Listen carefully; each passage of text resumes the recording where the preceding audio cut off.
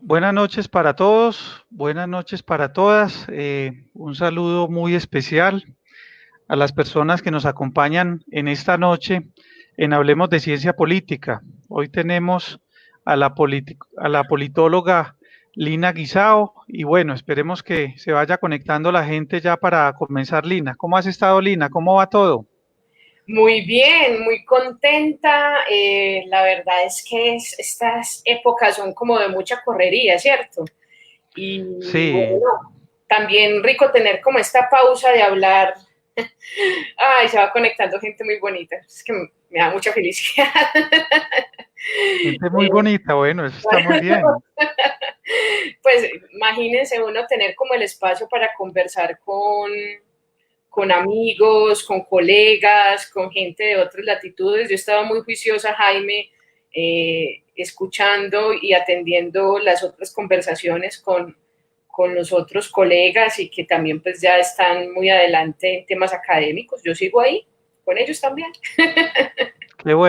Qué bueno, Lina, tenerte en este espacio, muy valiosa tu presencia. Pues gracias. Saludemos a Andrés Giraldo que nos acompaña, Alberto Morales, Giselle Muñoz, Luis Hernández. Muchas gracias por estar aquí en Hablemos de Ciencia Política, hoy con un tema bien interesante, eh, como es el tema de la corrupción.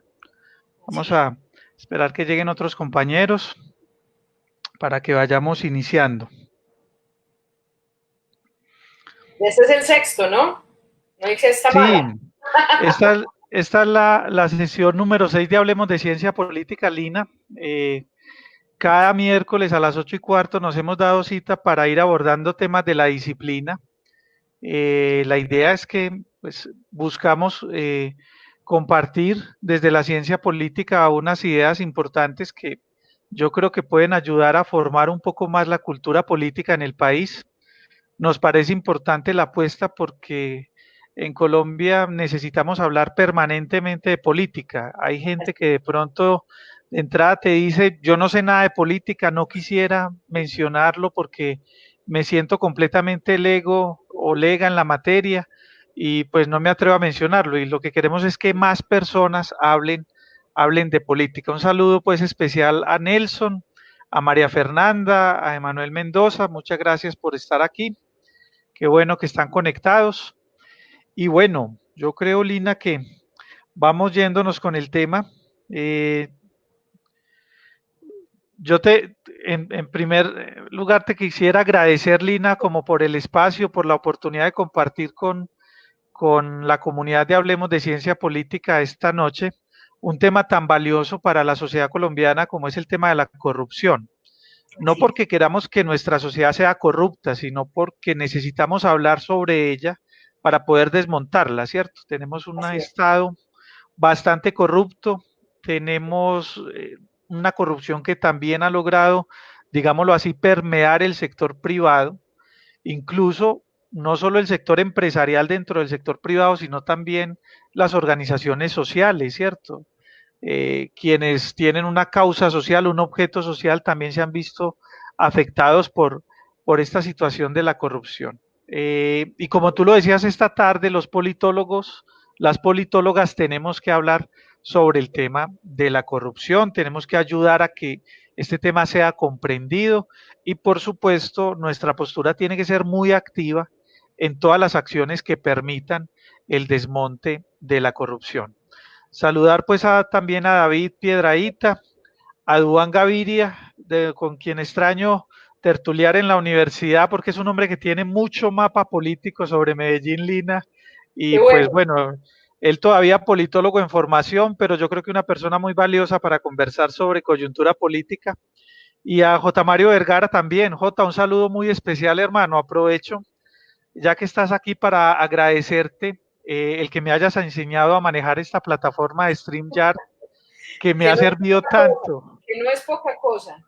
J hace parte, Lina, de la Mesa de Derechos Humanos del Valle de Aburrá Sí. y de pronto en una conversación que hizo la mesa para evaluar el grado pues, de compromiso del plan de desarrollo con el tema de derechos humanos, me invitó a conversar con un grupo importante de gente en materia de derechos humanos y me aprovechó y me enseñó a manejar el StreamYard. Entonces, pues yo vivo muy agradecido con Jota y qué bueno que estés aquí, hermano.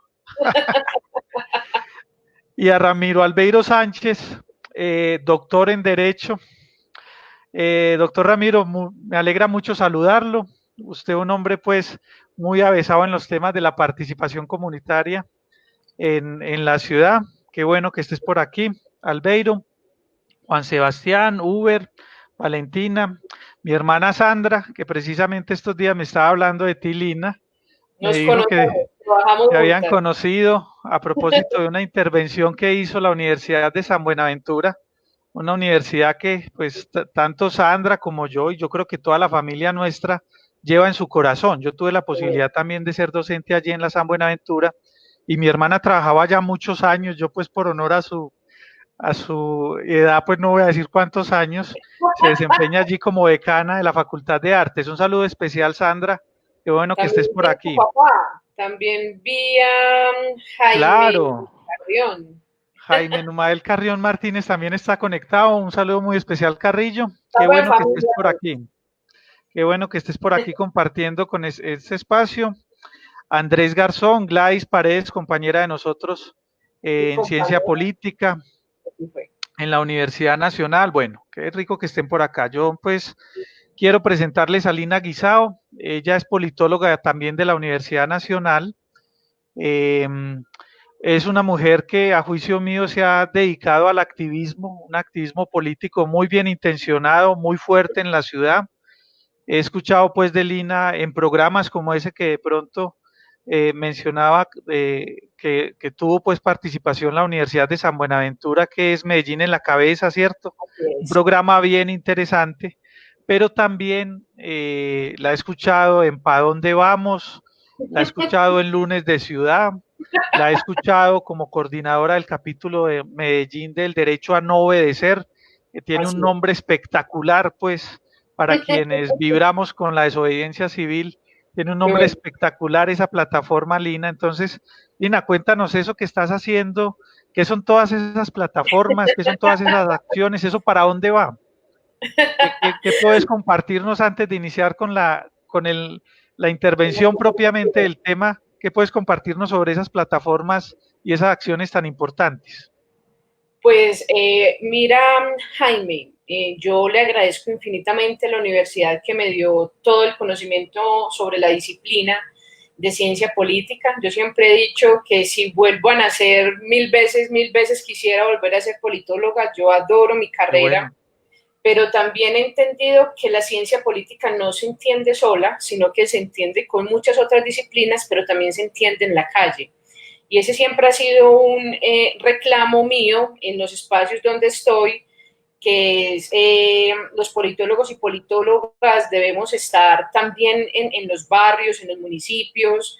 A veces nos convertimos en académicos de organizaciones muy alejados a veces de la sociedad.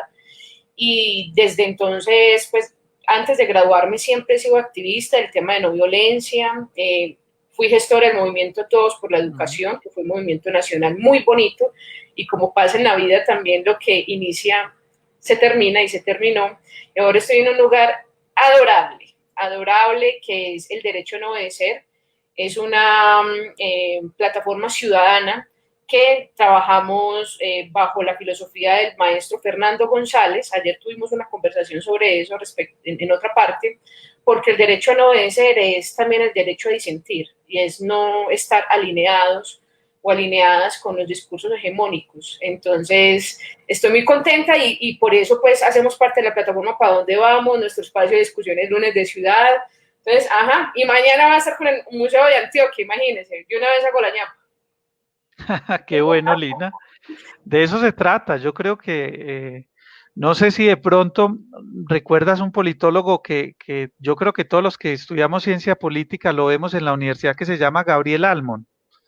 Él tiene un texto clásico, yo diría clásico, pues, que se llama Ciencia Política, una disciplina segmentada.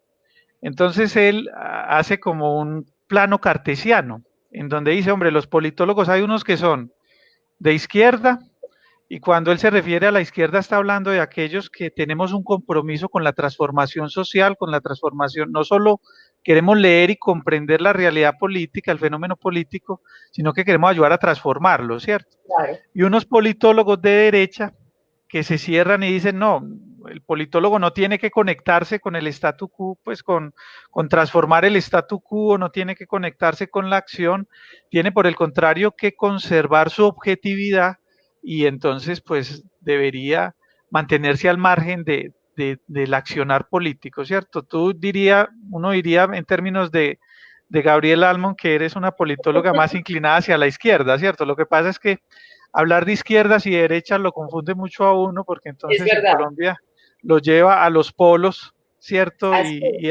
Y a veces son polos mal entendidos. De hecho, es. aprovecho esto, Lina, para contarte y contarle a la audiencia que nosotros la próxima sesión vamos a hablar sobre el pasado, presente y futuro de las ideas comunistas en Colombia, ¿cierto? A Bueno, propósito, pues, de una efemérides muy importante que tiene el Partido Comunista Colombiano, y que creemos que es importante hablar también sobre comunismo, ¿cierto? Acá hay unas ideas alrededor de la ideología política, alrededor de los modos de producción, ¿cierto? Alrededor de la forma como hemos intentado concebir como sociedad, ¿cierto? Como humanidad hemos intentado concebir la organización política y es bueno traerlo también a colación. Quiero seguir saludando, por acá está Juliana Garzón, que pues es una fan de tus tertulias nocturnas. Qué bueno que pues no le falte ni la empanada ni la cerveza, ¿cierto?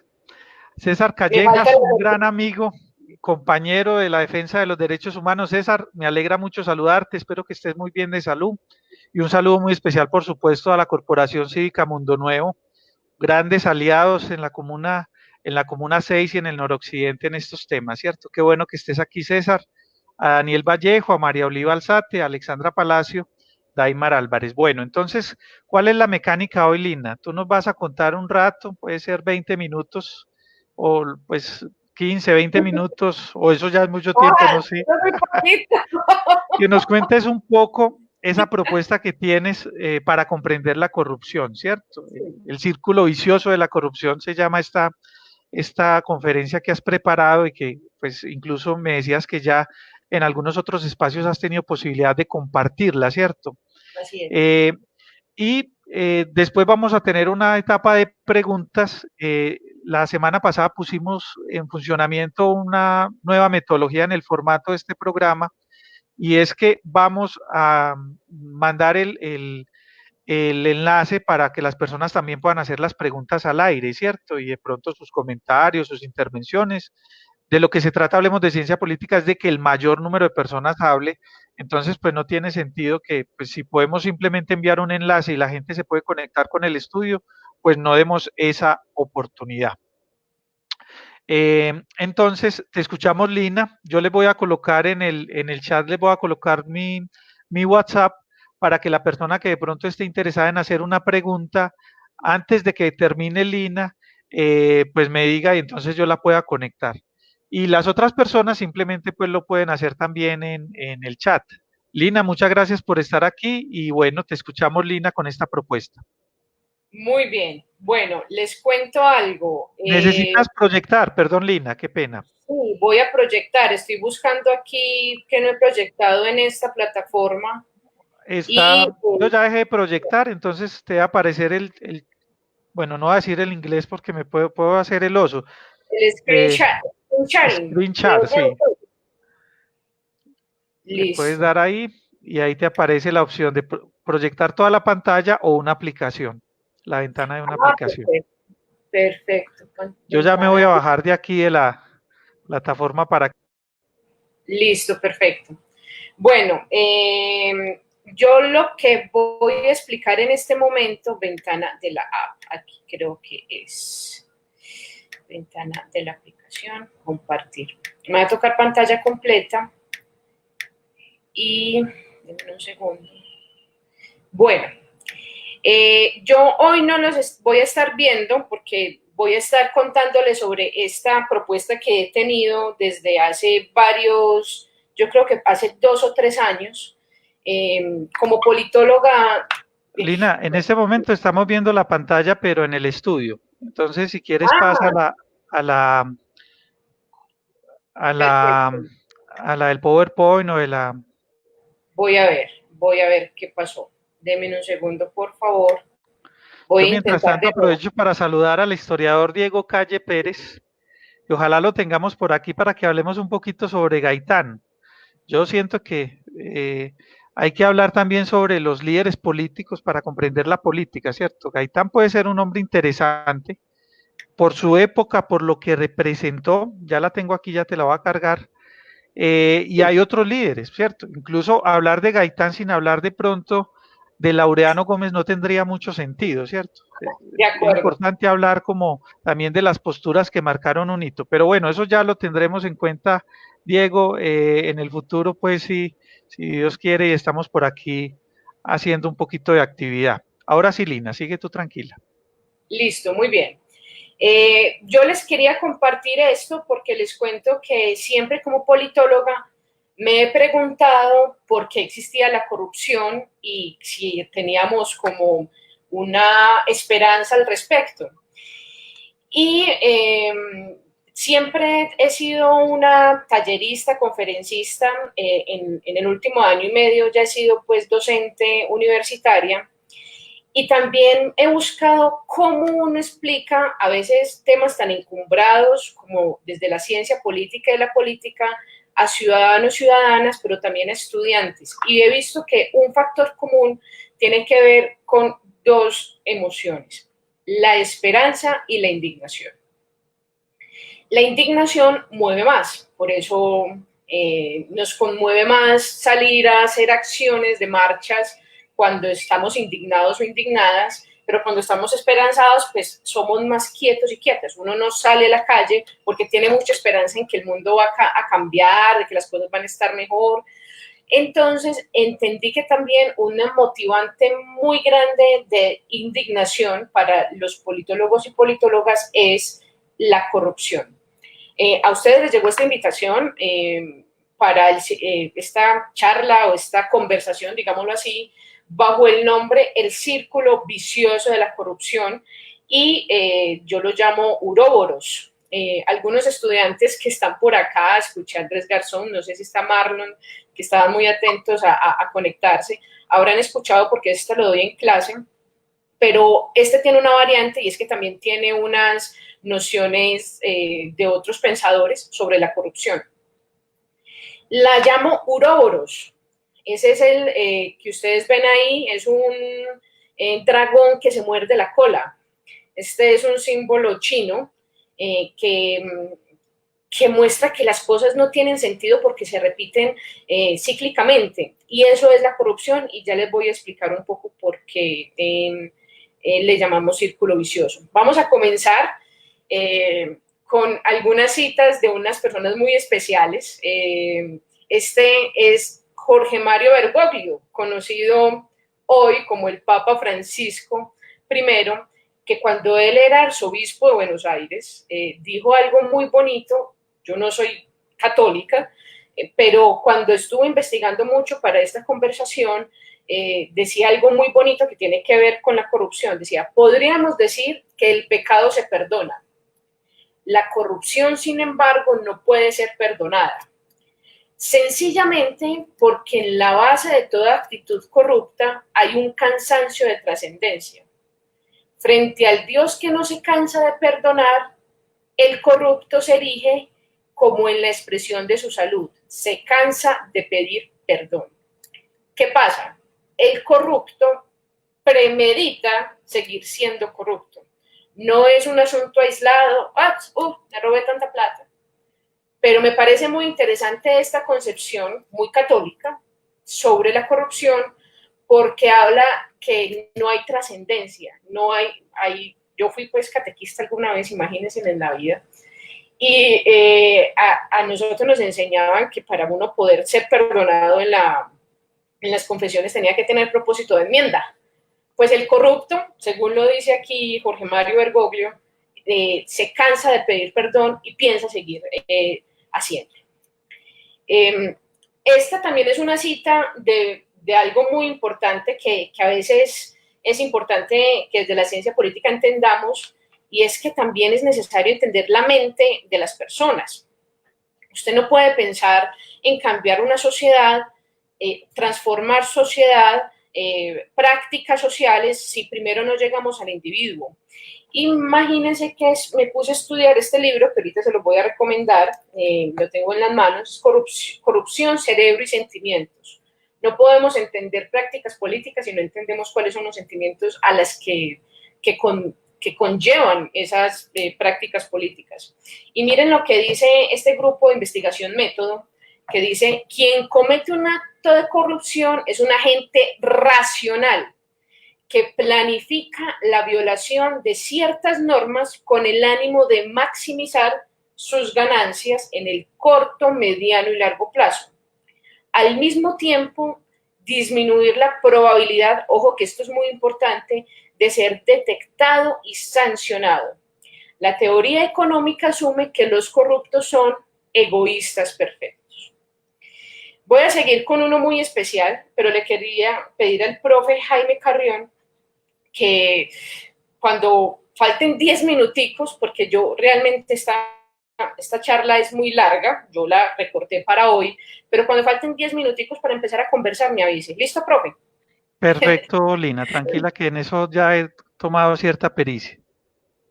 Listo, perfecto, porque además no veo el chat, entonces solamente estoy viendo la pantalla, entonces no veo si hay comentarios.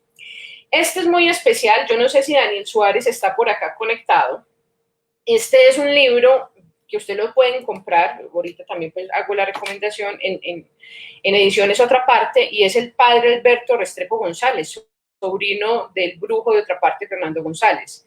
Y él decía algo muy bonito: la corrupción social tiene un alma propia, la violación de la libertad social.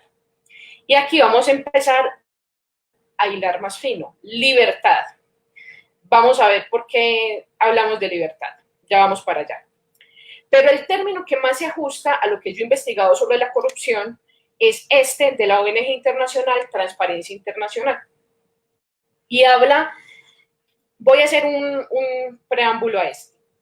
Escuchando a los otros, a mis predecesores exponentes en este espacio, el profe Néstor Restrepo, estaba hablando algo muy importante, y es que la ciencia política debe preocuparse por pensarse el poder.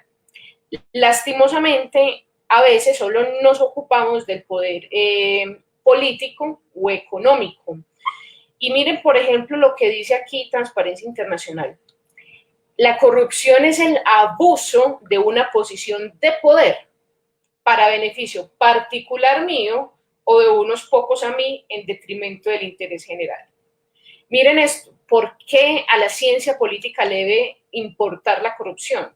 Porque es el abuso, es una fisura de la democracia, cuando alguien abusa del poder, y no solamente, como lo vamos a ver más adelante, es un asunto de personas que toman decisiones por todos nosotros, sino que también pasa en muchos espacios. ¿Quién abusa del poder? Un hombre que hace una violencia a su pareja, diciéndole que no se puede ir de la casa porque él es el que manda, o también hay violencia. Eso es un abuso, ¿cierto?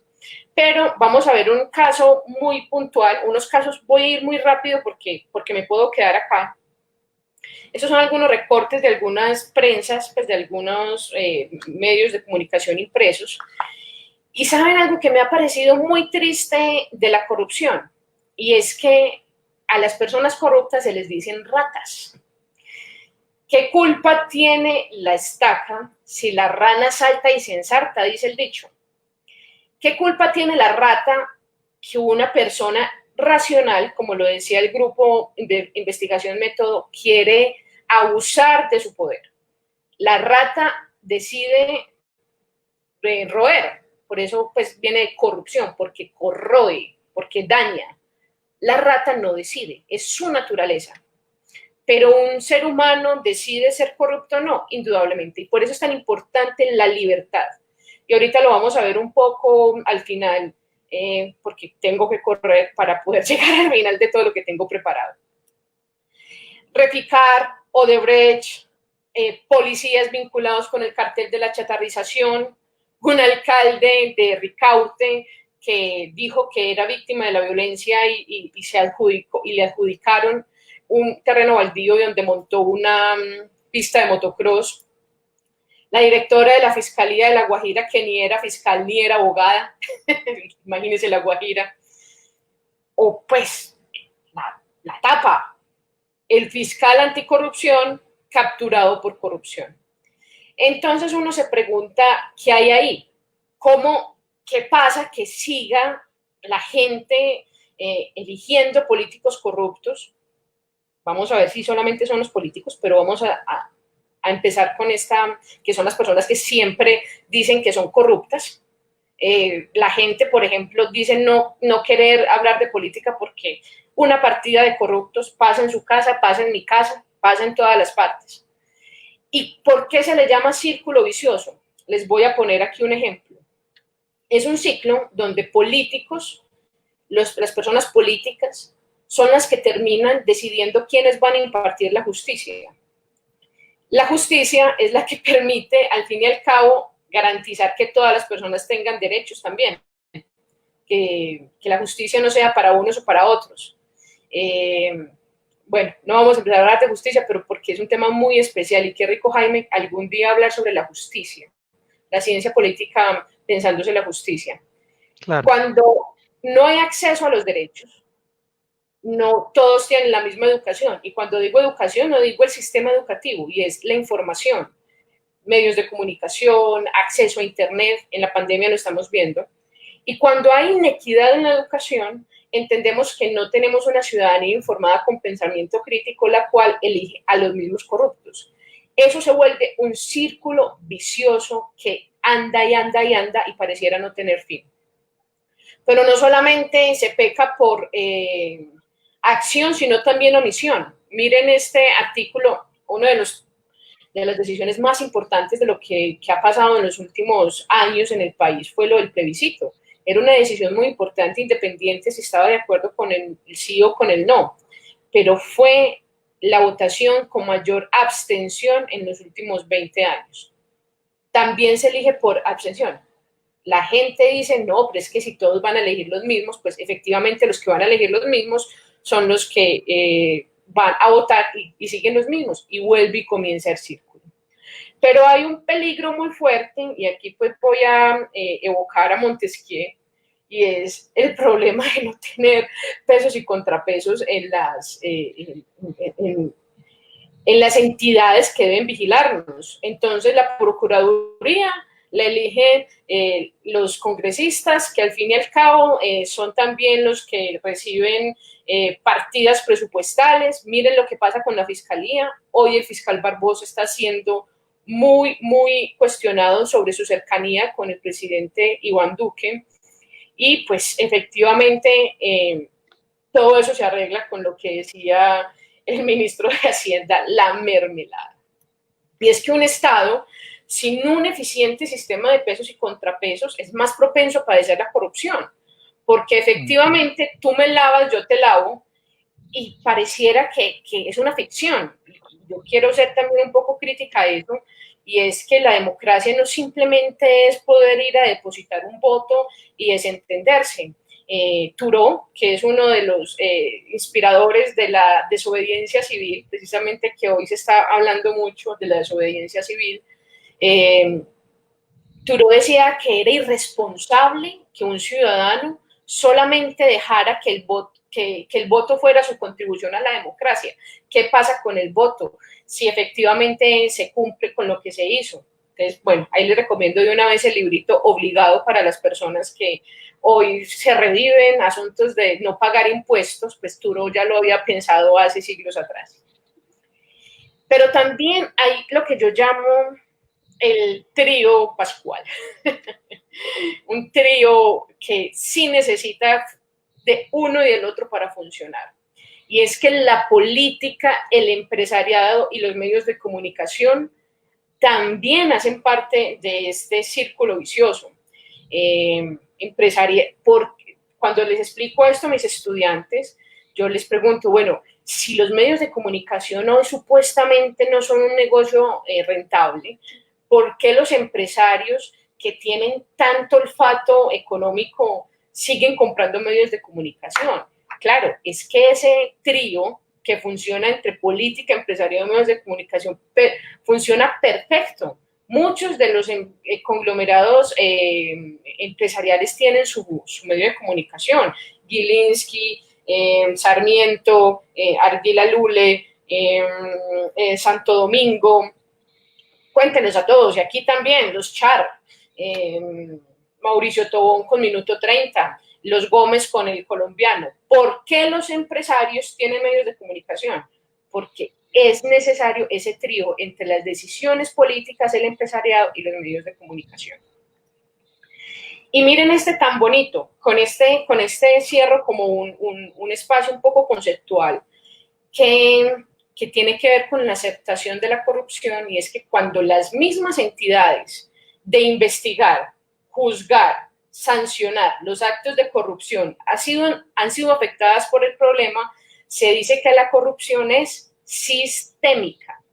Aquellas sociedades que padecen corrupción sistémica sufren de un ambiente cultural de aceptación generalizada e incluso aceptación de esta práctica. ¿Cómo vamos de tiempo, Jaime? ¿Bien? Qué bueno que lo dices, Lina. Yo creo que ya estamos a 10 minutos de tener el conversatorio. Listo, perfecto. Bueno, ¿cómo van esas conversaciones? ¿Están muchos comentarios por ahí? Yo no veo nada. Hay muchos comentarios, hay muchos comentarios. De hecho, pues te cuento que Daniel Suárez acaba de manifestarte su presencia aquí en este espacio. Perfecto. Hay una postura interesante de Ramiro Albeiro Sánchez de Albeiro. Ahorita de pronto la comentamos, que es bastante fuerte. Yo creo que va a generar una polémica fuerte aquí esta noche, ¿cierto? Listo, de una. Se habla también del cartel de la toga. Bueno, ya tendremos tiempo de... Muy bien. Vaya, ¿qué temas tenemos muy buenos? Es que imagínense, hablemos de ciencia política y corrupción de 2 horas. Bueno. Miren este asunto de lo cultural es fundamental. Entonces uno no sabe por dónde cortar el uroburos, en dónde hacer que no sea sistémico, porque hoy no solamente se supera un peldaño, pero el otro está corrupto. Entonces tú quieres denunciar, pero te da susto porque hay alguien que no está haciendo lo ciudadano, digámoslo, y te juzga o te señala o te avienta. Hay muchas cosas que cuando el sistema es corrupto, la única forma es seguir siendo corrupto para poder hacerlo. Y eso se llama exaltación de la práctica. Les voy a decir una anécdota muy personal. Una vez yo estaba en un taxi y estaban escuchando una noticia de algún caso de corrupción. Y el taxista me va diciendo, todos los políticos son corruptos, es que todo el mundo que trabaja en el Estado tiene la mano untada, bueno, todo el asunto. Y yo le dije, señor, yo le hago una pregunta, si yo tuviera una varita mágica en este momento y lo convirtiera en el presidente de la República, ¿usted sería corrupto? Y me dijo, no, pues toca ser corrupto, si no se es corrupto, entonces no puede gobernar. Esa es la imagen de que la corrupción se necesita para la gobernabilidad, la gobernanza, para todo. Y esa exaltación es la que hace que sea difícil romper el círculo vicioso. Algo muy importante, y es que quiero mencionar los grandes aliados de la corrupción. Ustedes han escuchado aquí bastante con algunos de mis antecesores. Yo muy juiciosa he escuchado a mis antecesores. Decía, pues, antecesores en este espacio, hay que aclarar. Hablaba sobre la banalidad del mal. Obedecer a las circunstancias. Miren, esto pues es un concepto de la mujer más importante para mí en la ciencia política, que es Hannah Arendt, y que ya pues Jaime también ha hecho una conversación sobre esta teórica política, y es, a mí me tocó, es que si no soy corrupto, no puedo hacer nada. Si yo no como callado, pues me echan. Claro, y por aquí hago de una vez pues como una recomendación a una película muy importante para el comportamiento humano y que llega a entender la banalidad del mal, que es el experimento Milgram. Ya la sacaron de Netflix, pero ahí está donde se entiende por qué la gente dice que hace cosas que hace, porque tiene una autoridad que le dice que debe hacerlo. Hablando de autoridad, y voy a hacerle más rápido, les voy a recomendar este libro. Este libro es de Jonathan Haidt, es un psicólogo, me tiene pues desbordada este señor, se llama La mente de los justos, porque la política y la religión dividen a la gente sensata. Y aquí habla, por ejemplo, sobre los fundamentos morales. Y es que las personas, sobre todo cuando tienden a ser mucho más conservadores, tienen una moralidad más hacia la autoridad. Pero a veces la autoridad no solamente es las personas, también a veces son lo cultural. Entonces, es que si no hago eso, me toca porque si no pierdo plata. Y las personas también hacen parte de esa autoridad. Impunidad. ¿Se acuerdan cuando el Grupo Método hablaba de que el corrupto sobre todo tiene la certeza de no ser cachado, de no ser visto?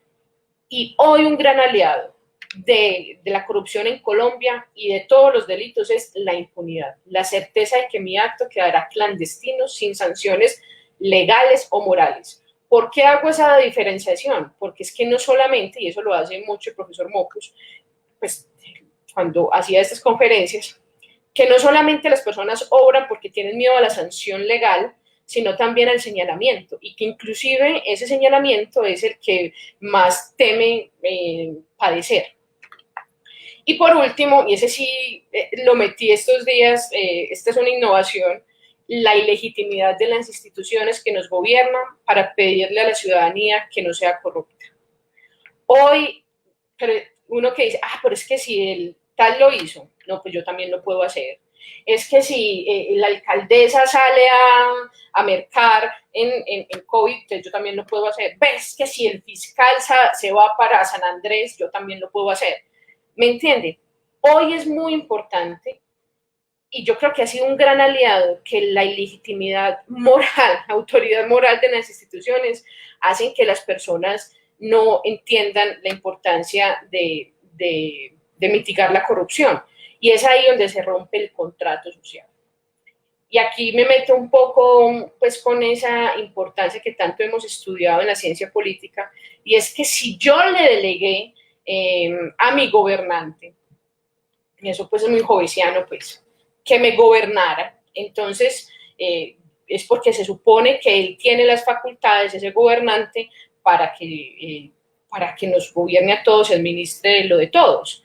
Pero cuando se rompe esa confianza, se rompe ese contrato social entre gobernados y gobernantes, entre autoridades y ciudadanía. Incluso lo quisiera comentar ahorita, cuando estuve escuchando la conversación sobre el Estado, que es el Estado del profesor John Restrepo. ¿Saben qué me sorprendió mucho cuando estudié al sociólogo Pierre Bourdieu sobre el Estado? Es un librote pues así, muy especial, y él decía, el Estado no existe, el Estado existe porque creemos que existe, porque al fin y al cabo, ¿quién es el Estado? Las personas que hacen parte de él, las que están en un territorio, aquí me meto con teoría del Estado, las que están en las instituciones que gobiernan, las que hacen parte de la población. Entonces, se pierde ese contrato social entre las personas que representan un Estado con sus ciudadanos. Y aquí voy a hacer un recuento muy rápido para poder terminar, y es que no solamente son los políticos, lo vimos acá con el cartel de los pañales, el oligopolio para no bajar los precios. ¿Quiénes eran? Administradores públicos, administradores de empresas, no sé, mercadólogos, o donde me dejan también los ingenieros, arquitectos. Lo que pasó en la tragedia de Fundación cuando no se chatarrizó un carro y se incendiaron estos niños, 31 niños murieron. O la minería, arrasando sin conmiseración con lo que es de todos, que es el medio ambiente, la casa común, como decía el Papa en su encíclica Laudato Si. Pero también está esto, ese poder de cobrar lo que me dé la gana. En este caso fueron un plato de mariscos por 850,000 pesos en Cartagena. Entonces uno sale en las protestas, yo me mantengo en protesta, entonces uno ve que dice, estudia, no seas policía, pero también vemos los nules, los médicos que inyectan aceite en los glúteos de una paciente, los ingenieros, los profesores, abogados, universitarios. ¿Hasta dónde es un asunto de la ventaja de que yo en este momento tengo el poder? Y también a los docentes que hacemos parte de esta conversación hoy, también hay abuso de poder en el aula de clase. En las instituciones de universitarias también existe ese abuso de poder.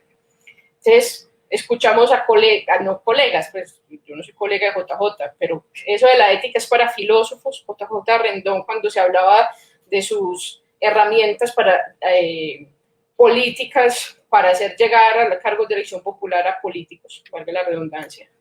O cuando los Null decía que la corrupción es inherente a la naturaleza humana. O más reciente, la ética no tiene nada que ver con el derecho. Tengo entendido que aquí hay un doctor en Derecho en la concurrencia. No sé si cree que eso sea cierto, que la ética y el derecho no tienen nada junto.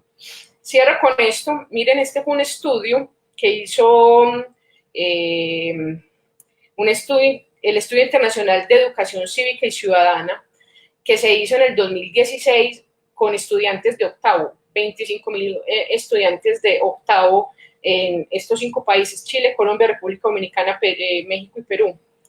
Casi todos, casi el 50%, República Dominicana pues lo supera. Colombia es el azul más, el segundo azul. Casi el 50% aceptan la corrupción de los estudiantes. Estamos hablando de personas de 14 años. O que el respaldo también a los estudiantes a la desobediencia de la ley. Bueno, habrá que ver si hay que desobedecer la ley. Yo también podría ahí hacer una discusión, hay leyes que hay que desobedecer también, habría que ver ese contexto, pero esto también apareció en ese estudio. Casi la mitad dice que hay que desobedecer la ley. Entonces termino con esto. ¿Qué rol juega la ciencia política en este lío de la corrupción? Miren esto lo decía el filósofo Spinoza. He cuidado atentamente de no burlarme de las acciones humanas, no deplorarlas ni detestarlas, sino de entenderlas. En nuestras facultades de ciencia política necesitamos hacer una conciencia precisa desde la academia sobre la ética de nuestra profesión y también cómo entender un poco las dinámicas. Por eso es que es tan importante que la ciencia política no solamente sea también de economía, sino de historia, de internacional, sino también, por ejemplo, de psicología. Comprender la corrupción como el deterioro de las relaciones del poder político. Mientras no entendamos o intervengamos en los motivantes individuales que afectan de manera sistémica a las sociedades, el deber ser de la política quedará en los textos. Aquí pues indudablemente estoy marcando que soy una politóloga mucho más del pensamiento que estaba hablando ahorita Jaime de izquierda. Y por eso creo que es un asunto ético tener un mejor país. Mi vida es mi mensaje, decía Gandhi. Kant decía algo muy bonito y que es muy puritano pues Kant, pero él decía, obra como si la máxima de tu acción pudiera convertirse por tu voluntad en una ley universal. Toda acción que uno haga, piense qué pasaría si todos le hicieran igual, el conocido imperativo categórico de Kant. Y lo que yo creo que es la solución, la formación ciudadana. La educación no cambia el mundo y cambia a las personas, sino que cambia a las personas que cambiarán el mundo, lo decía el pedagogo popular. Y ya, ¿recomiendo los libros de una vez o para ahorita? De una vez, Lina. Vea, terminé esto, pero a vuelo de pájaro. Las películas. Muy bien. Esta es un documental de Netflix, que es Nada es privado. Es un documental sobre Cambridge Analytics, de cómo, cómo las redes sociales hicieron que la gente creyera que votaba en libertad. Y efectivamente, pues, se nota un poco lo que pasó con la elección de Trump y un poco esa tercera película que está ahí, que se llama Brexit, de HBO, también lo habla, cómo se manipulan estas redes para ese fin. La dictadura perfecta, mexicana, Yo sí creo que esa hay que verla porque es bastante cómica además, pero refleja realmente, uno ve ahí la parodia de México, pero también uno ve que eso es exactamente en Colombia y ve ese tribu que les hablé ahorita entre los empresarios, los medios de comunicación y la política. Y libros, los que les mostré hoy, La mente de los justos, Corrupción, cerebro y sentimientos, y lo compran en otra parte. De una vez Dani Suárez, para que haga la cuña, porque es muy especial, habla sobre la corrupción en diferentes ámbitos de la vida. Con eso cierro, sí, terminé. Yo no sé si fue muy rápido, pero creo que apenas fue de tiempo. Apenas fue de tiempo, Lina, muy interesante el planteamiento que traes. Hay varias preguntas de pronto en el público. Albeiro había manifestado su interés por vincularse al estudio. Albeiro, ya te envía al WhatsApp el enlace por si de pronto te puedes vincular. Daniel nos comparte donde podemos conocer un poco el contexto de raíces aldeanas de la corrupción y nos da el sitio web para que de pronto quienes están interesados de una vez ingresen en este momento y dejen pues registrado en sus favoritos el sitio web para que luego puedan consultarlo mejor, ¿cierto? Lina, yo pues nos acabas de traer un tema que es bien complejo, ¿cierto? Porque nos das elementos que nos permiten comprender cómo es el corrupto, ¿cierto? Inclusive caracterizarlo, decir con mucha claridad cuál es su accionar y qué características, de pronto qué rasgos tiene, ¿cierto? Esa persona que se convierte en un egoísta perfecto, como de pronto tú lo has mencionado, ¿cierto? Y también nos hablas de una corrupción con una implicación social, ¿cierto? Cómo la sociedad se organiza de una forma que puede inclusive propiciar la corrupción, ¿cierto? Y cómo los corruptos buscan los elementos que les permitan estar blindados pues con ese propósito, ¿cierto? Bien interesante también ese grado de comprensión. Y de pronto dijiste en algún momento, y eso se está conectando ya con una pregunta que hay también del público, que cuando no tenemos en el Estado un sistema de pesos y contrapesos que nos permita cierto grado de equilibrio, la corrupción es aún más posible, ¿cierto? Entonces quería preguntarte, ¿cómo tendría que ser el Estado, Lina, para que nosotros lográsemos, o lográramos mejor, desmontar la corrupción en Colombia? ¿Cómo tendría que ser ese Estado? De pronto hacia allá, ¿qué grado de comprensión has podido como recoger en tu andar académico y activista? Dios mío, me voy a meter en camisa de 11 varas. Muy fuerte esto, Jaime, porque les recuerdo, el Estado no es algo que está allá y nosotros acá. Como les digo, esta charla es muy larga, toca por premura hacerla rápido, pero cuando se la hago a mis estudiantes o a las personas que me buscan para hacerla, yo les pregunto, ¿ustedes creen que los políticos corruptos son extraterrestres que llegan al poder por arte de magia? Entonces, la pregunta es esa, son gente extraña que llega en un platillo volador, estos días estaban hablando de los ovnis, por acá también en redes sociales. No, son personas completamente que crecen como nosotros, estudian con nosotros, o tal vez seamos algunos de nosotros, que, exacto, es un asunto de no pensar que son extraterrestres. Son personas completamente de nuestras casas, nosotros mismos, que abusamos de una posición de poder para poder abusar y tener un beneficio individual o a los propios amigos. Entonces el Estado, las instituciones no son ajenas a eso, porque las instituciones la componen personas. Entonces, para cambiar el Estado, para cambiar las instituciones, necesitamos transformar esas realidades de las personas o los pensamientos. Ahí tenemos mucho para hablar.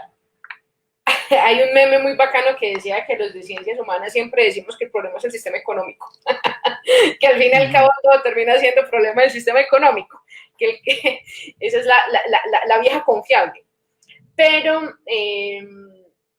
es indudable que hoy si queremos como instituciones combatir la corrupción, hay que cambiar indudablemente la impunidad. Y la impunidad no solamente, como lo dije ahí, es legal, sino también moral. Aquí tenemos un arma de doble filo, tenemos un jugador bastante hábil, que son ya la democratización, digamos, de los medios de comunicación. Hoy linchamos muy fácil con un trending topic a cualquiera, ¿cierto? Hoy logramos hacer una justicia moral para buscar al menos un desagravio por algo que pasó. Pero si al fin y al cabo no hay como garantías de no repetición, entonces nada va a pasar. Y por eso es que yo también condeno mucho el asunto del populismo punitivo, porque siempre estamos pensando en ese castigo después y no pensar esas causas. Entonces, por eso es necesario de alguna forma también empezar en las causas. ¿Quiénes son esas personas que terminan validando la corrupción?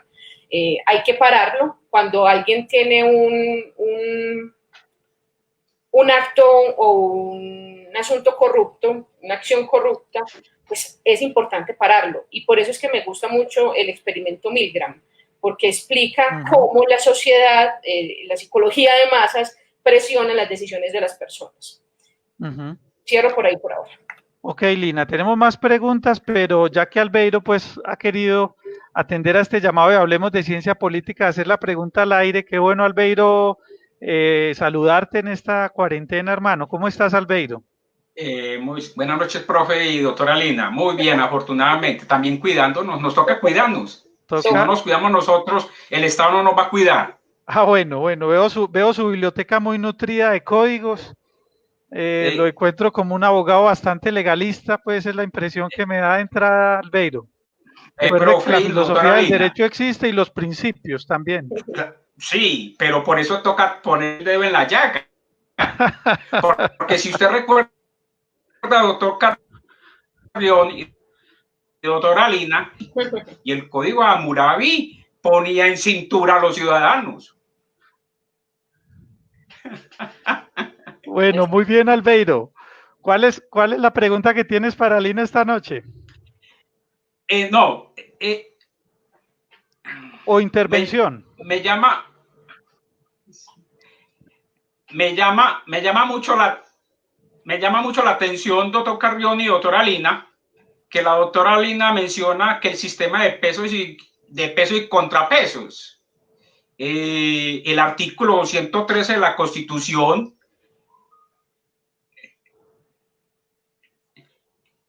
vea, la pregunta es muy puntual, ¿sí? ¿Cómo podemos que el funcionario público que ejerce sus funciones no se robe los recursos públicos, partiendo de una premisa que Simón Bolívar el 12 de enero de 1824 decretó la pena de muerte para los funcionarios que se robaban, hurtaban los recursos públicos, y el mismo Senado fue el que se encargó de tumbar esa norma. Yo sé que el doctor Cardona aquí me va a brincar a decir que la pena de muerte ya está abolida. Sí, pero ¿desde cuándo se empezó a robar los recursos públicos? Mire, 200, 300 años atrás, y todavía seguimos en el mismo punto. Pero hay algo que me llama mucho la atención. Desafortunadamente, y esto es también para usted, doctor Jaime, hoy la Constitución está corrupta, porque cada político que llega de turno deja cambiarla y a modificarla al amaño de su política. Por ejemplo, desde la Constitución de 1991, hoy tiene más de 38 modificaciones, porque los gobernantes de turno entraron a modificarla para su amaño, para poder robarse los recursos del Estado. Entonces mi pregunta es, ¿cómo podemos resolver en derecho que los funcionarios no se roben los recursos públicos? Muy bien. Señora Lina. Muchas cosas. Le concedo esa responsabilidad. No, es muy interesante porque la verdad uno se pone a pensar cómo hacer para que el funcionario, miren, y eso también se lo explico mucho a mis estudiantes y me encanta pues porque me siento muy cómoda con este tema, ya ven pues que me excita este tema. Y es uno cuando llega, y yo también he trabajado en lo público, cuando uno firma el contrato, uno no firma un contrato diciendo prometo hacer todo el daño posible. Uno no hace eso. Uno, como profesional o persona que está al servicio de lo público, promete que va a tener, se va a regir bajo las normas del ser funcionario público, pero sobre todo éticas. Entonces hay que pensar en la persona. ¿Quién es al final el que toma la decisión? Una persona. Y tuvo connivencia de otra persona. Entonces, vuelvo y recomiendo este libro, que es el de Corrupción, Cerebro y Sentimientos. ¿Saben cuál es la respuesta que dice el libro? Yo no sé, pues, yo no creo en las fórmulas mágicas, pero decía algo muy bonito. Usted a punta de cátedra no puede disminuir la corrupción. Usted tiene que mostrar al corrupto cuáles son las consecuencias, pero a partir del rostro de la persona que está sufriendo por esa corrupción. No sé, eso es lo que dice el libro, eso es lo que dicen estos teóricos, estos investigadores. Y es que la empatía realmente, y aquí me voy a meter con asuntos también de Haidt, del otro libro que le recomendé, y es que los seres humanos nos activa el cerebro algo que es el cuidado. Evolutivamente nosotros tenemos como el chip del cuidado.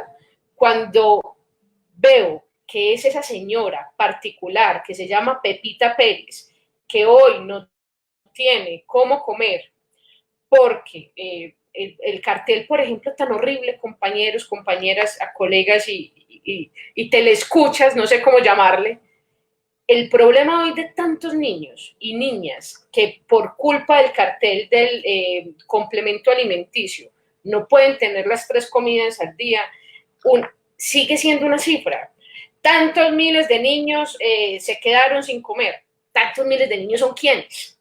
Pero cuando estamos hablando que es Pedrito Pérez y le veo la cara y es un asunto de saber qué es esa persona que hoy no podrá tener y ver cómo sistémicamente eso afecta a la sociedad, yo creería.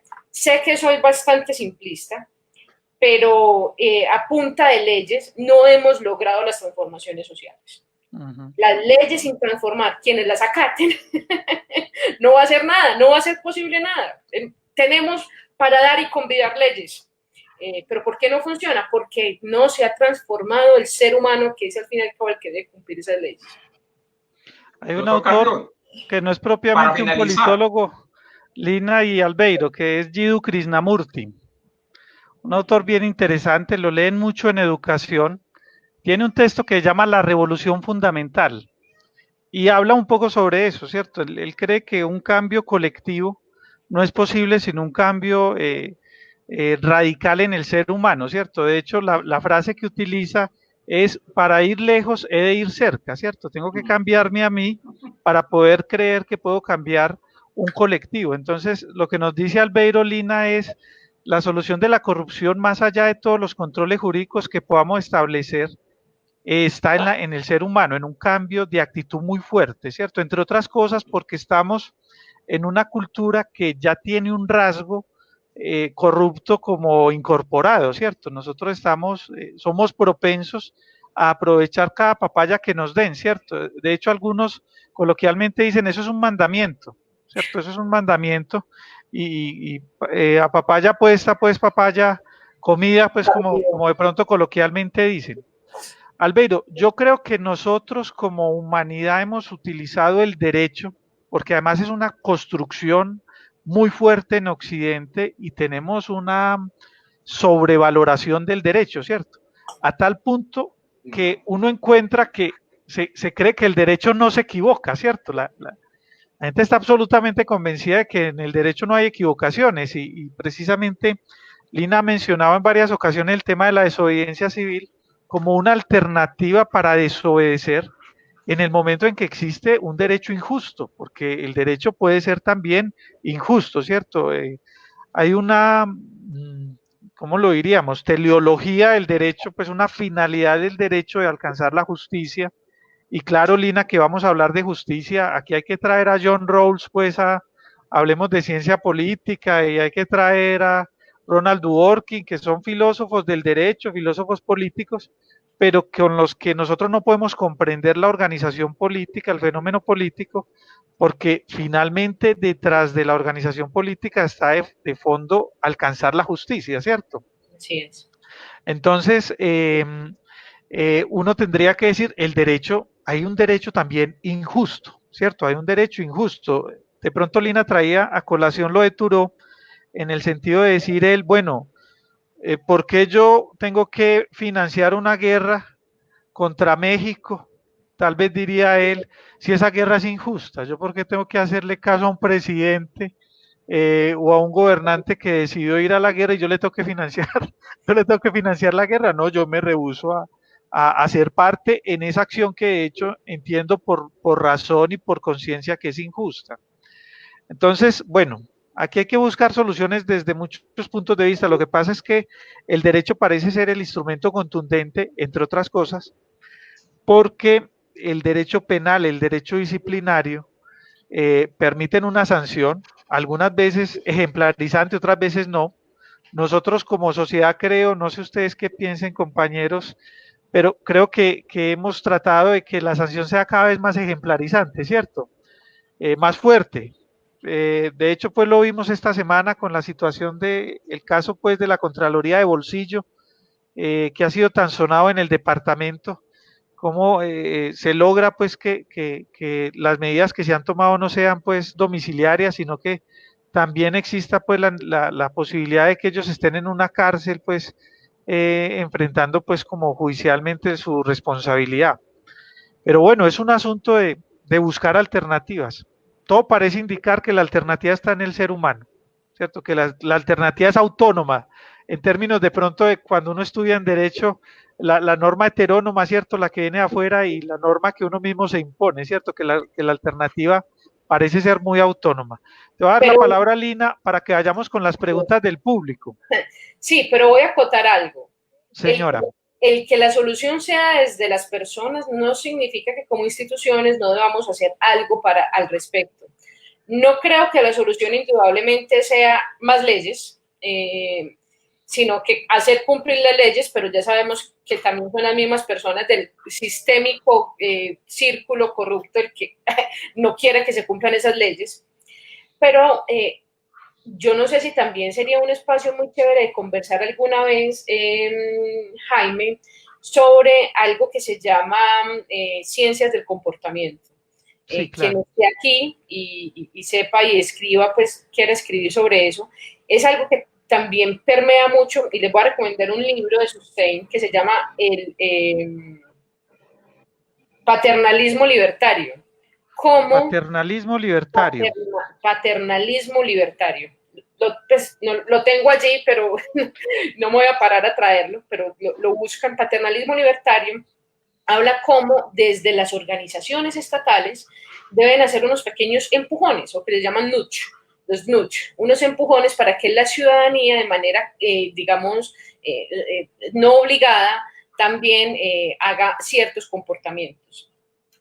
Ha sido polémico, Okay. pero la ciencia política también debe darle cabida como esos asuntos polémicos, en este Claro. caso de los empujones. Si el Estado debería dar esos pequeños empujones, por ejemplo, que si no queremos que la gente fume, pues no prohibamos no fumar, pues no prohibamos fumar, sino que simplemente se encarecen los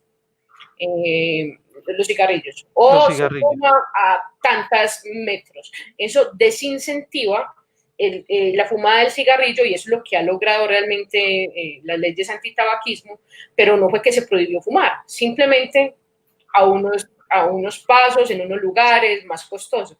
Eso es lo que desde los gobiernos se les llaman los nudge o empujones. Entonces, es posible también como sociedad hacer unos empujones para cambiar comportamientos corruptos. Habrá que pensarlo, la creatividad. Ahora que mencionabas eso de hacerle ver al corrupto el daño que nos está haciendo, ¿cierto? Que se traduce en menos bienestar social, en menos agua muchas veces para nuestras comunidades, en menos salud, en menos obras. Recordaba de pronto que en todo este movimiento de la no violencia activa, todo lo que construyó pues Mahatma Gandhi, ¿cierto? Que lo traías también a colación. Eh, hay un elemento fundamental y es avergonzar al violento, ¿cierto? Avergonzar en este caso, pues por supuesto, al imperio, ¿cierto? Lograr que él se avergüence de sí mismo de su accionar y de esa manera derrotarlo, ¿cierto? Entonces, derrotarlo mediante un ejercicio de vergüenza. De hecho, no sé si de pronto alguien en el público, hay muchos defensores de derechos humanos y ya los hemos saludado, pero cuando uno está en una situación de violencia, sobre todo con alguien que está armado, el mirarlo a los ojos le genera cierta vergüenza, ¿cierto? Porque lo confronta directamente, hombre, ¿usted qué está haciendo? ¿Y qué me está haciendo? ¿Cierto? Él tiene que sostener esa mirada y por supuesto no la sostiene por una condición de vergüenza, ¿cierto? Que es una forma pues de no proceder a la violencia armada y tratar de resistir, aunque por supuesto es un entrenamiento que tiene pues sus falencias en una sociedad con un conflicto armado como el nuestro, en donde las armas pues están por todas partes y la gente está dispuesto a detonarlas, ¿cierto? Pero Jaime, tenemos un problema muy teso de lo cultural y es que hasta los más aberrantes violentos creen que son ciudadanos de bien. No sé, no traje este artículo del libro sobre muy importante, pues, pero lo recomiendo, no tiene nada que ver con el tema, pero es un libro que se llama Guerras Recicladas de María Teresa Rondero sobre la historia del paramilitarismo. Sí. Carlos Castaño creía indudablemente que estaba haciendo un bien en la sociedad. Claro, absolutamente convencido. A él se autocatalogaba como ciudadano de bien. Yo siempre he dicho que el que se autocataloga como ciudadano de bien es porque no lo es, ¿cierto? Pues necesita validarse para eso. Y le voy a decir un ejemplo con el asunto corrupto. No, me imagino que aquí hay estudiantes de ciencia política o de... Sí, sí, claro, hay estudiantes de ciencia política y también de derecho, ¿cierto? Hay inclusive estudiantes también de derecho que son muy fieles. Por ejemplo, Martanelli Rodas ha sido muy fiel a este programa de Hablemos de Ciencia Política. Y bueno, qué bueno que estés aquí, Martanelli. Aprovecho para saludarte. Y lo que iba a decir con los estudiantes, en una universidad de Medellín, de aquí de Medellín, se hizo un estudio de los estudiantes que hicieron fraude. Y cuando fueron, pues los cogieron y ya les empezaron a hacer un proceso. Y ellos indudablemente creían que eso era natural, que ellos se autocatalogaban ciudadanos de bien, que había que hacer eso, ¿cierto? Pues que eso es natural. Por eso cuando la corrupción es sistémica se exalta. Entonces es indudable que cuando pase eso, realmente alguien tiene que decir que pare. Y vuelvo y repito, el experimento Milgram nos da muchas nociones sobre cómo funciona la sanción social para eso. Ok. Lina, usted es bastante taquillera porque ya llevamos 1 hora y 8 minutos de programa y ya hemos conservado 76 personas en línea. Eso es bastante, bastante taquillero. Albeiro, ¿quieres decir algo? Quiero terminar con algo, doctor Carrión. Albeiro, dime Jaime, por favor. Ese doctor bueno, Jaime, cada vez me convence más, cada vez me aburre más. Bueno, yo creo que usted estuvo en el 5º piso de la Facultad de Derecho en la universidad, sí, claro, en la sala de audiencia, donde está ese lema que muchos abogados, inclusive profesores que meditaron cátedra, no les gustaba. Dura ser les, dure la ley, pero es la ley. Y doctora Lina, el abogado es corrupto cuando se aparta de la ley, y esa es la ética del derecho. Y ese señor abogado que usted mencionó lo deja uno como, no solamente eso, el cartel de la toga es el que lo pone a uno en ese muro de la pared de decir, bueno, claro. A mí hay veces me da vergüenza decir que soy abogado, pero ¿por qué voy a decirlo? Porque esa gente se volvió corrupta y antiética, ¿no? Antes, al contrario, lo que debemos de resacar aquí adelante es que el abogado sea ético. Yo creo que en la Universidad San Buenaventura, y con ese profesor que teníamos al lado en Derechos Humanos, pues había que ponerle ese taquiquieto también a aquellos abogados que nos han hecho quedar muy mal. Yo le agradezco, doctor, vuelvo Jaime y doctora Lina, por haberme invitado a este hermoso espacio. Creo que lo voy a seguir siguiendo cada 8 días para que hablemos de política, porque desafortunadamente la ciencia política tiene que ver con el derecho.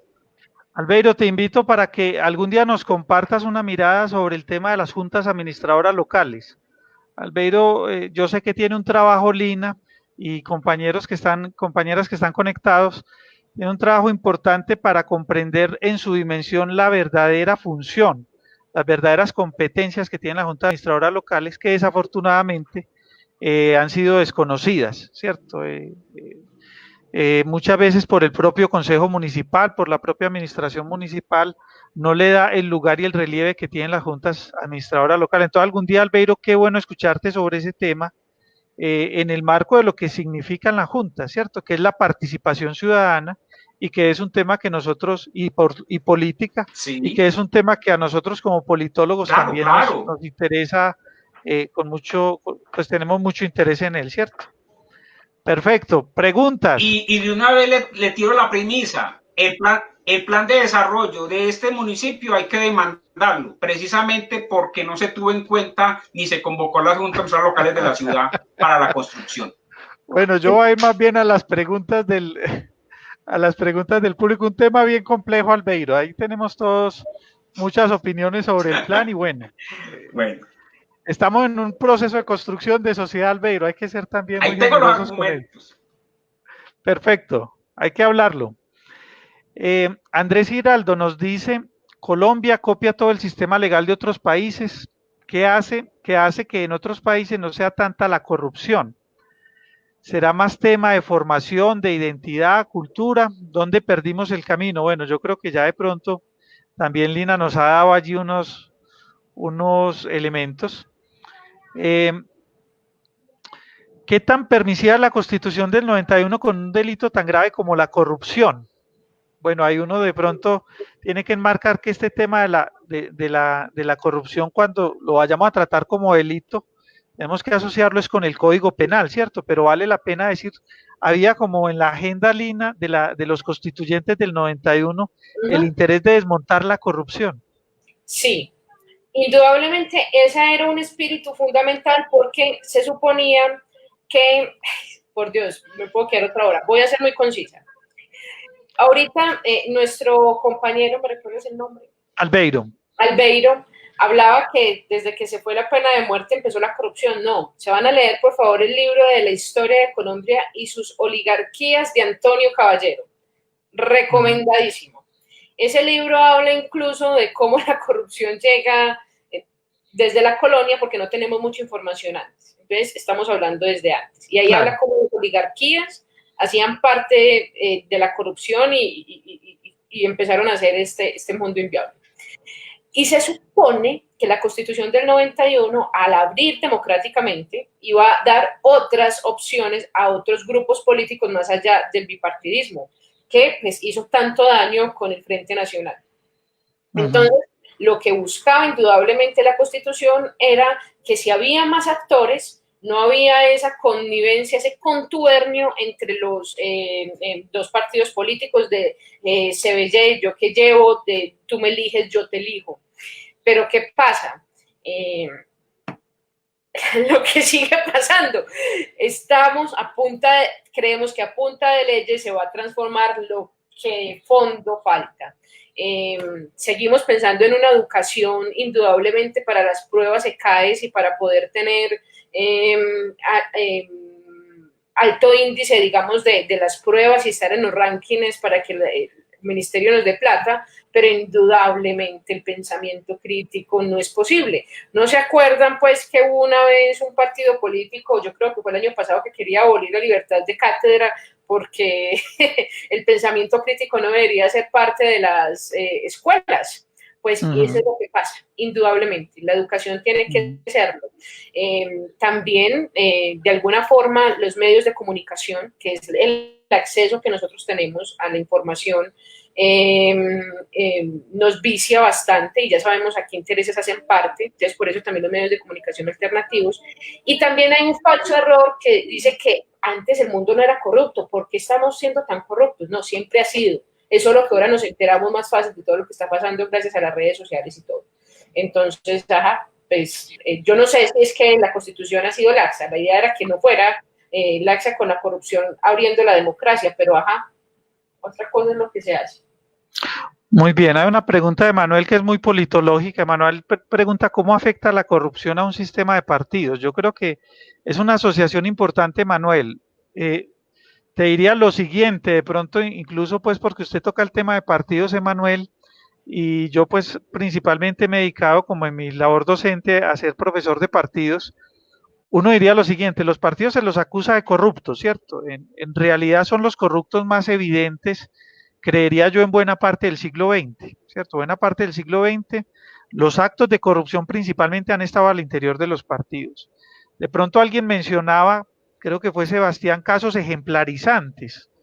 Acu Sebastián nos decía qué casos ejemplarizantes hay en Colombia. El tema, por ejemplo, del proceso 8000 Lina, que es un tema que se da al interior de una campaña presidencial y una campaña inclusive del Partido Liberal, el partido en el que yo hago pues mi vida política, es un tema ejemplarizante para mostrar cómo se abusa, ¿cierto?, del poder y se conecta la actividad política con unos sectores muy desafortunados, con el sector pues del narcotráfico, con el cartel pues del Valle, ¿cierto?, de Cali, que eran, digamos, una parte de la problemática pues del conflicto por el tráfico de drogas en el país. Entonces hay unos casos ejemplarizantes y los partidos siempre han sido desafortunadamente protagonistas. Yo creo que hay sistemas de partido, Emanuel, y ya le voy a dar la palabra a Lina, por supuesto, para conocer su opinión, pero no quería dejar, pues, porque me pica la lengua, como dicen. Yo creo que hay sistemas de partidos que son más propensos a la corrupción. Me parece que el bipartidismo es muy propenso a la corrupción y nuestra sociedad nos lo demostró. El Frente Nacional finalmente lo que es un pacto para quedarse con el poder y no dejar que otros sectores tengan la oportunidad de acceder a ese ejercicio del poder político, ¿cierto? Y en un momento dramático, es decir, se utiliza la necesidad de recuperar la convivencia, de recuperar la paz, de recuperar el respeto por los derechos humanos en el territorio y se quedan con el poder, ¿cierto? Se quedan con el poder, pactan el poder y se reparten la torta como quien dice. Me parece que un sistema multipartidista, mientras más pluralista sea, mientras más opciones permita que nazcan en la vida política de una sociedad, Manuel, seguramente va a tener mayor control de la corrupción. Mientras más actores tengamos, digámoslo así, discutiendo los asuntos públicos, más personas se involucren, seguramente nosotros vamos a tener mayor control sobre fenómenos y problemas como este de la corrupción. No sé, Lina, ¿tú qué aportarías allí? Dios mío, tengo muchos sentimientos encontrados, porque tampoco los que llamamos outsiders, o sea, los que han sido por fuera de la política, tampoco digamos que han sido la solución. Estoy contigo, Jaime, es que tener más actores ayuda un montón, pero también es muy importante el medio. Y no lo dije al principio, pero yo estoy terminando la maestría en comunicación política y veo cada vez con más claridad que si los medios de comunicación siguen siendo parte de esas estructuras del trío que ahorita les dije, entre empresarios, políticos y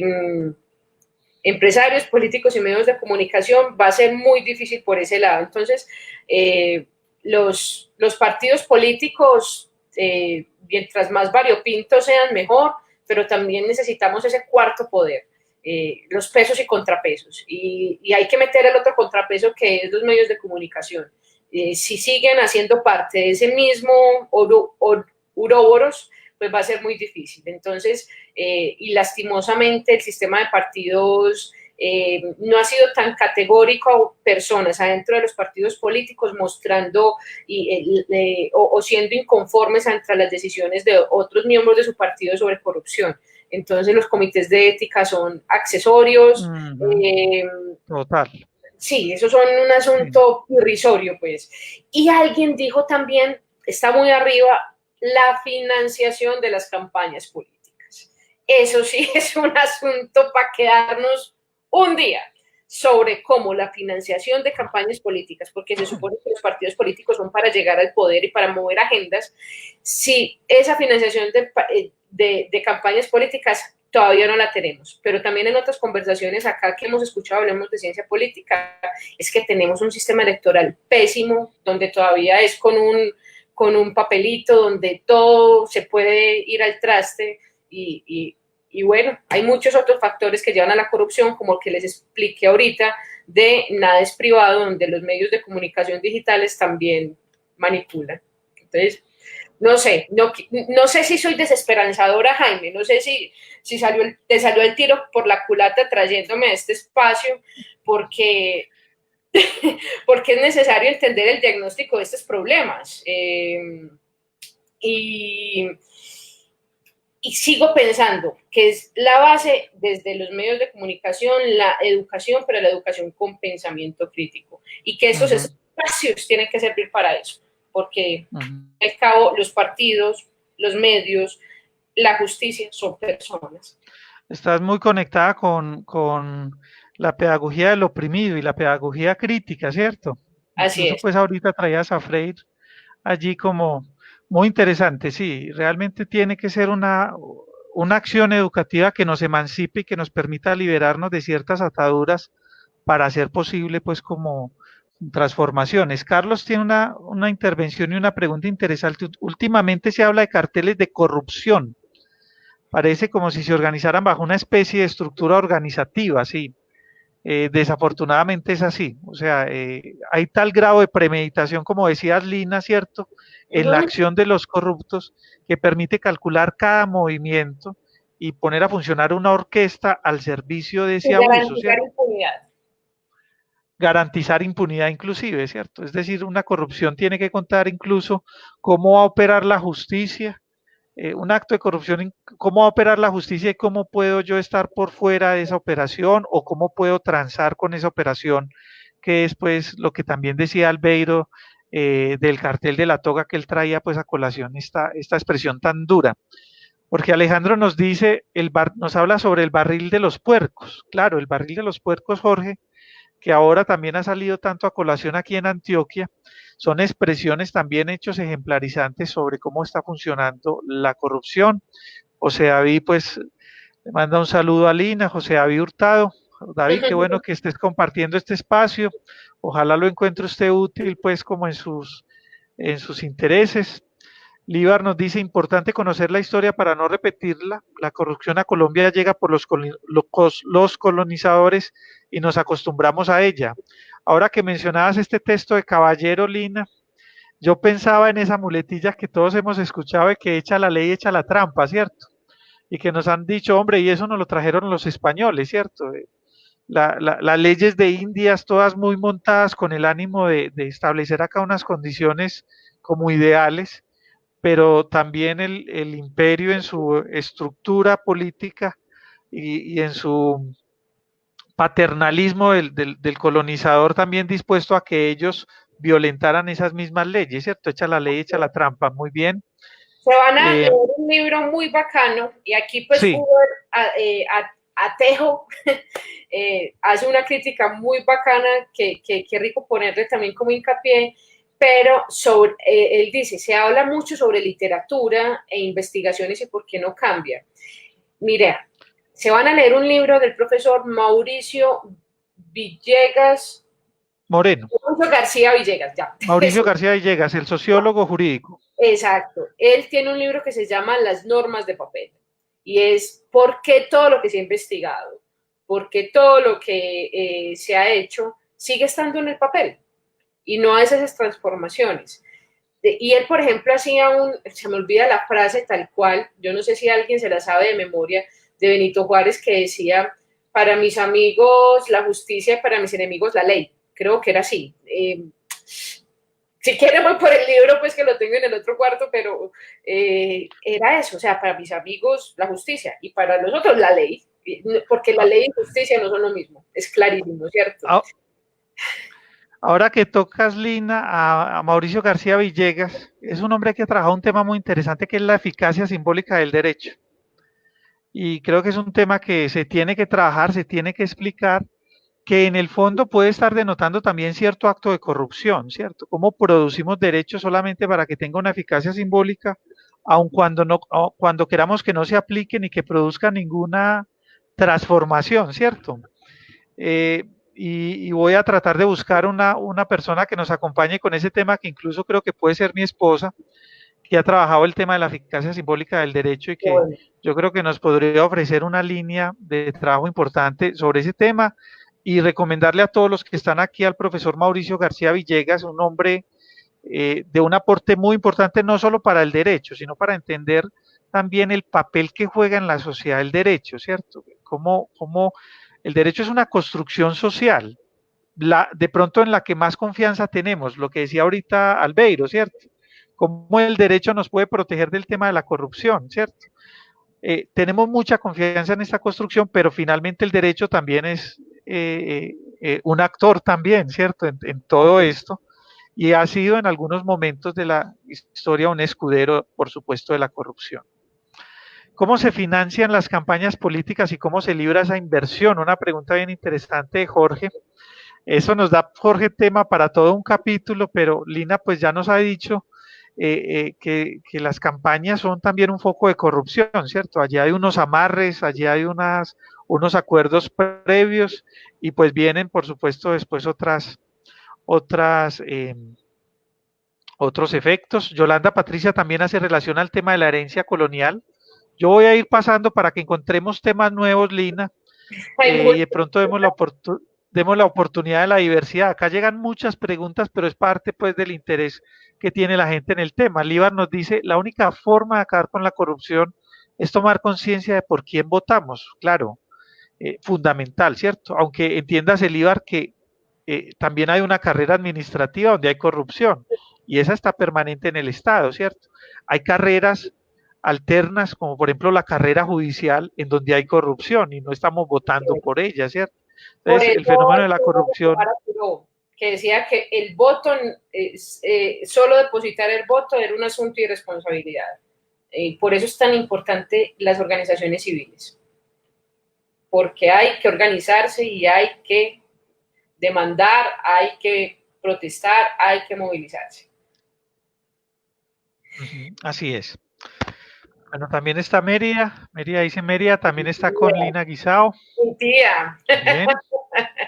No crea que solamente está muy bien. Duván Gaviria está por acá de nuevo. ¿Cómo es la relación corrupción-pobreza y su impacto en la sociedad y en la política de un lugar? ¿Qué sabes sobre corrupción y pobreza, Lina? ¿Eso cómo lo han trabajado? Uy. De pronto los que han trabajado ese tema, ¿qué correspondencia han intentado con ese tema? Mire, hay un asunto muy teso y con eso pues también voy a ser muy cortica pues porque también el tiempo apremia y también pues muy resistentes las personas que siguen con nosotros a esta hora, pero le voy a decir algo con lo de la pobreza. Hay algo que se llama sobrecarga cognitiva, esa es la palabra que estaba buscando. La sobrecarga cognitiva pasa sobre todo en las sociedades más pobres. ¿Por qué? Porque tengo que pensar cómo voy a sobrevivir mañana, cómo voy a llegar al trabajo, mañana en qué voy a trabajar y todo el asunto. Las sociedades más pobres son las sociedades con menos importancia de la política, porque tienen una sobrecarga cognitiva de la subsistencia, que el asunto de la participación, el asunto de lo público, de lo de todos, me sobrepasa porque ni siquiera he podido resolver lo propio, lo privado, lo que atañe a mi hijo y todo. Ay, Lina, pero es muy importante hacerlo público para poder que se erradique la pobreza, porque la corrupción hace que mi hijo no coma. Pues claro que sí, pero mientras yo voy y ejerzo mis derechos civiles para que mi hijo pueda tener una alimentación y yo tengo una garantía de seguridad social, pues mejor voy y trabajo para garantizarle lo inmediato.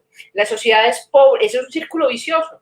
Tiene una sobrecarga cognitiva que no le da para pensar en otra cosa. Al corrupto le funciona mucho la pobreza, y por eso se termina siendo un círculo vicioso. Por eso es que también, Jaime, yo llego como una inquietud, y es que estos espacios tienen que servir para salirnos también de nuestros propios cámaras de eco y cómo nosotros hacemos pedagogía ciudadana en los barrios populares, en la ruralidad, donde llegamos también con otras estrategias para que no seamos las mismas y los mismos hablando. Yo me hago esa pregunta como activista, como politóloga y como ciudadana. Usted y yo tenemos acceso a esta información, todo el mundo la tiene, y si la tuviera, tendríamos cómo comunicarnos con ellos y con ellas, ¿no? Claro, claro. Hay una intervención, mira, de Jonathan Mazo. Jonathan nos dice: un saludo especial para Jonathan. A propósito, la sanción y denuncia mediática es más rápida y masiva que la jurídica, porque hay mucho más acceso a la generación de información, por lo tanto, más actores comunicando. Es necesario ampliar los actores también en los escenarios de control, fortalecer veedurías ciudadanas. Han servido, ¿verdad, Lina? ¿Qué concepto tienes? ¿Han servido las veedurías ciudadanas? La Constitución del 91, cuando habla del control social, nos crea una expectativa muy grande, ¿cierto? Entonces hay veedurías por todas partes. Se registran masivamente veedurías en las contralorías, en las personerías. ¿Han servido realmente las veedurías ciudadanas para frenar la corrupción? Lo que voy a decir ¿Qué impresión tienes? Lo que voy a decir es muy poco ortodoxo, y ustedes saben pues que me gusta hacerlo así. Y es, imagínense, alguna vez yo fui asesora de algunas alcaldías en temas de control social y participación ciudadana, e hicimos un diagnóstico, y mínimo, cada alcaldía debe cumplir una alcaldía normalita, de segundo grado del municipio, debe cumplir aproximadamente con 50 instancias de participación, desde estratos públicos, desde salud, todo tiene participación. Entonces, en unos municipios, el de veeduría ciudadana por una carretera era el mismo de estratificación y era el mismo de salud, eran los mismos en los municipios. Para eso se creó pues la ley, que no me acuerdo el nombre, de participación ciudadana, de mecanismos de participación ciudadana, pero lastimosamente hoy, y voy a decir algo doloroso, pero real, hoy una tendencia en redes sociales cambia más una decisión política que un derecho de petición o un concepto de alguna de estas instancias. Porque el principal patrimonio de un gobernante es su legitimidad, y para eso necesita tener muy buena imagen. Me puedo quedar acá, pero lastimosamente hoy una tendencia logra más cosas que un derecho de petición o un concepto. Muy bien, vamos a leer las últimas dos, Lina, y yo creo que ya vamos dejando el estudio también, porque para descansar. Felipe nos dice: la falta de vocación con pensamiento desde la infancia nos ha llevado a endiosar a los que están en el poder. Sí, es cierto, hay una actitud caudillista en Colombia muy fuerte, ¿cierto? De creer que el caudillo es el que todo lo puede, todo lo consigue. Algunos la han llamado incluso mesiánica, ¿cierto? Una actitud muy mesiánica, y sobre todo con los muertos. Nosotros decimos que Álvaro Gómez iba a cambiar la historia, Luis Carlos Galán iba a cambiar la historia, todos los que desafortunadamente de pronto han fallecido, incluso algunos violentamente. Todo se le permite por la intimidación que han ejercido sobre el pueblo. Claro, ha sido intimidante, Lina pues lo decía. También alrededor de esto hay temas de violencia, ¿cierto? Hay temas de intimidación con este tema. Y bueno, acá teníamos ya de pronto la última. Me doy cuenta que hay mucha literatura. Qué bueno, Uber, que te hayas empapado de bastante literatura sobre el tema. Y se ha investigado mucho sobre la corrupción. De ello da cuenta la politóloga invitada. Ante esto surgen las dudas. ¿Por qué, si se conoce tanto sobre corrupción, esta problemática cada día crece más? ¿Cómo puede aportar el conocimiento de la corrupción para la erradicación de la misma? Creo que esto casa perfectamente con la última diapositiva que nos presentó Lina, ¿cierto? Que fue muy claro sobre cómo podemos desde la ciencia política nosotros actuar frente a la corrupción. De pronto alguna evolución para Uber, Lina. a propósito de ese comentario. Ahorita se lo dije un poco con lo de las normas de papel, es indudable que eso es importante, pero a veces tenemos, eso se les llama sesgos heurísticos y creer que tenemos más corrupción que antes. Podría explicarse un poco de tener un mundo más neoliberal, pero la verdad, yo también tengo mucha esperanza en las nuevas generaciones. Unas nuevas generaciones de una trascendentalidad diferente más allá de las religiones, donde ya hay una concepción incluso con la naturaleza y con el otro, y donde ya, por ejemplo, mi sobrino, no sé si me estará viendo, por ejemplo, mi sobrino ya tiene una mente más abierta con las diversidades sexuales, tiene claro un poco sobre el asunto de la importancia de entenderse con lo otro y el otro. Tal vez es porque es mi sobrino, pues uno los ama, pero yo sí, cada vez que estoy en más organizaciones sociales, veo una juventud que también hay. También está la rumba y también está, ¿quién dice que la rumba no es parchada, cierto? Pues después hablamos sobre los vicios, pero no es que tengamos más que antes, nos damos cuenta más que antes, y eso nos puede generar unos sesgos heurísticos ahí también muy fuertes. Por eso es importante la investigación y por eso es importante la cultura para tomar decisiones. Claro, muy bien. Pues muchas gracias a todos y a todas por estar, a la profesora Ángela también que la veo aquí. Profe, qué bueno que estés por aquí, a Felipe Flores, a Líbar, que también ha tenido una participación tan importante, Marta Nelly, muchas gracias Marta por todo ese acompañamiento, a Luis Eduardo Niño, nos dice excelente programa, qué bueno que te haya gustado Luis, Jonathan Mazo, Jenny Gaviria, mi esposa que está conectada y estábamos como pensando, nosotros vivimos muy conectados realmente, estábamos pensando en el mismo tema, claro, hay que hablar sobre eficacia simbólica aquí en este espacio, cómo no hacer eco de un trabajo tan importante como el que ha desarrollado el profesor Mauricio. A Felipe Flores, bueno, a todos y a todas les agradezco mucho, les agradecemos mucho por su participación, a Lina por su paciencia, por todo su esmero, qué bueno haber contado con Lina en este espacio, y pues decirles que el próximo miércoles vamos a estar Dios mediante con hablando sobre las ideas comunistas en Colombia, ¿cierto? Pasado, presente y futuro. Es un tema polémico, y nos metemos en un campo que le gusta mucho a la ciencia política y también a la sociología política, que es el de las ideologías políticas y el de los modelos, ¿cierto? Cómo resolver estos problemas que tenemos, ¿cierto? Es un campo interesante también de estudio de la ciencia política. Las y los esperamos, les agradecemos mucho. Y bueno, vamos a estar pues como muy atentos dentro de 8 días. Muchas gracias a todos y a todas por su compañía. Chao familia, gracias. Que estén muy bien, muchas gracias. Chao.